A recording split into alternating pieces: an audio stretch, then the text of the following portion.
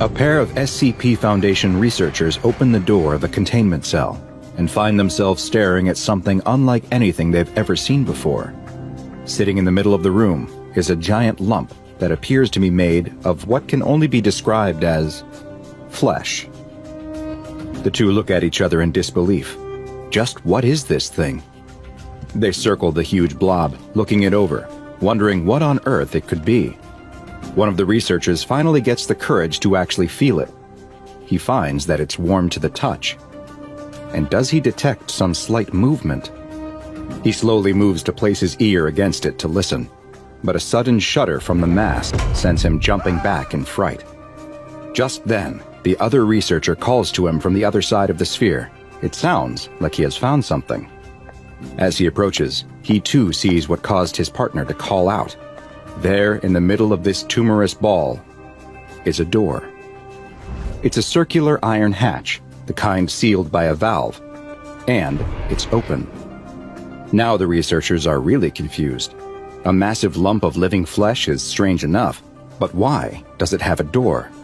One of the researchers peeks inside. Is that a couch they see? And a table? Does someone live in this thing? Things are getting beyond strange. The two researchers look up at the observation window where their supervisor is watching them.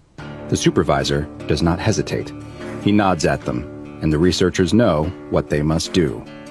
Rock, paper, scissors, shoot.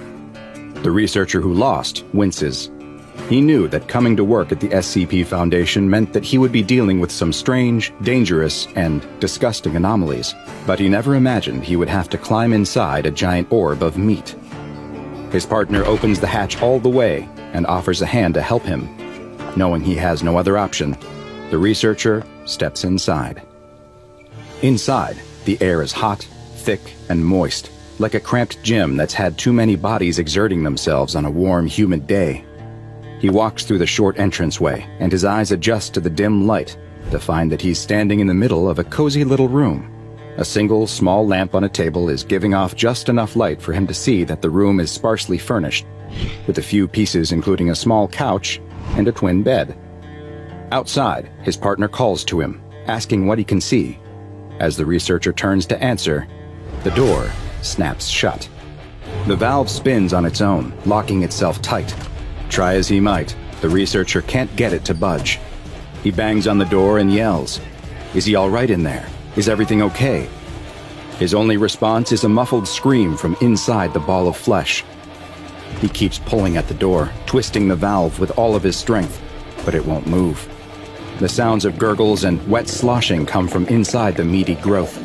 An alarm starts to sound as he strains against the door, exerting himself so hard that he feels like a vein in his head might burst. Suddenly, the valve loosens, and the sudden lack of resistance causes him to fall to the floor. The valve spins on its own, and the door swings open once again.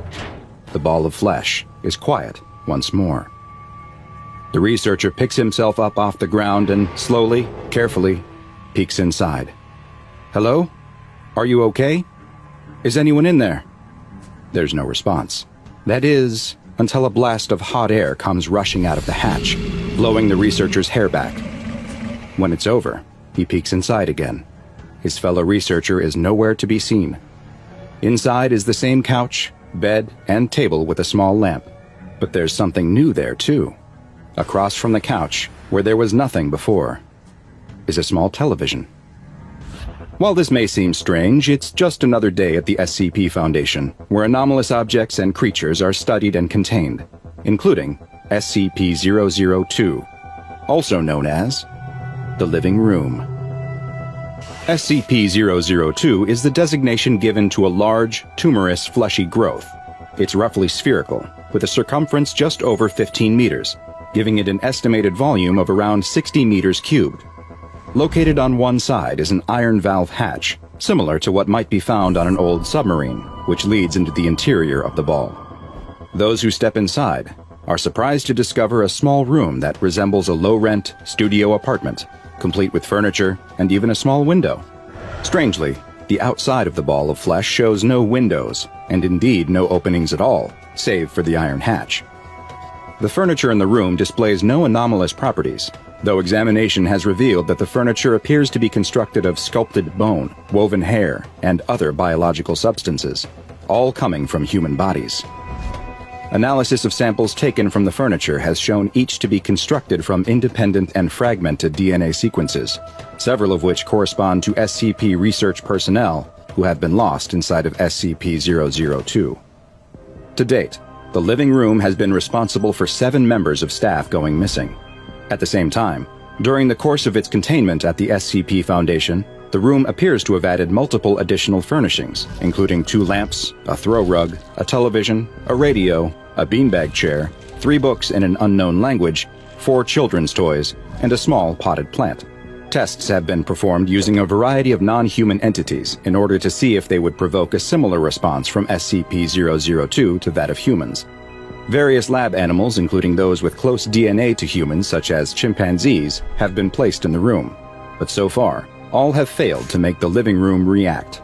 Human cadavers were also tested, but they too did not produce any effect.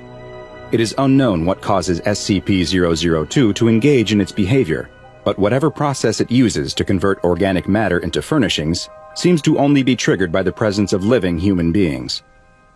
SCP-002 was discovered in northern Portugal following reports of an object falling from Earth's orbit.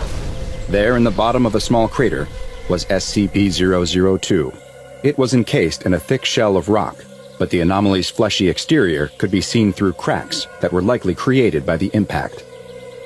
A local farmer was the first to spot the object falling to Earth and brought word of what he found to his village.